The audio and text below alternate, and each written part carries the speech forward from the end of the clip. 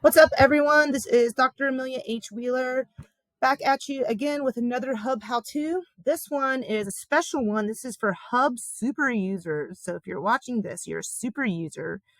Better than being a super spreader. Just kidding.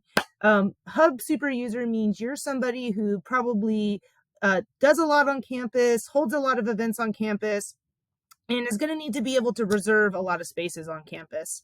So what this video is going to show you how to do is it's going to show you how, if you have a recurring event, so let's say, I know the Bonners have their regular all Bonners meetings, or we know that we have our weekly service in the chapel. So if you have regularly occurring events in spaces that people like to reserve, I'm going to show you now how you don't have to enter that in as a separate event every time, and that you can just hold that space.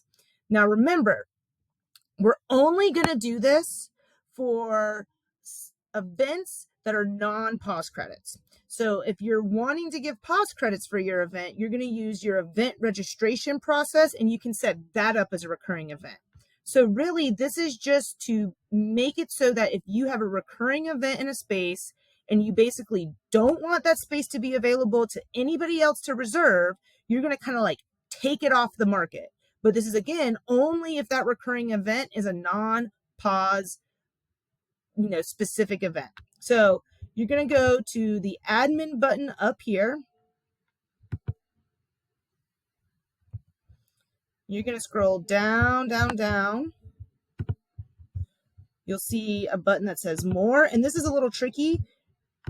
You'll see it says more. You'll click this arrow, and at first it will take you something that says community channels, but then you need to continue to scroll within that more drop down to rooms. So let's give the example of Belk. So if you are someone who wants to hold Belk Auditorium, let's say somebody in athletics, they want to hold Belk Auditorium every Monday evening from 7 to 9 p.m. for a study session. This isn't a PAWS event. We just need this space to be available so nobody else can book it during 7 to 9 p.m. on Mondays. What are we going to do? Well, you're going to start by going to Manage Availability. You're going to type in the name of the room. So we're going to type in Belk. And you can see here, if our event's on Mondays, well, right now, Belk is available to be rented from 9 a.m. to 10 p.m. on Mondays. So what we'll do is we're going to click X. And now we're going to add an availability slot. So if our event is from 7 p.m. to 9 p.m., well, that means Belk can be available from 9 a.m. to, let's say, 6 p.m. to give you time to set up.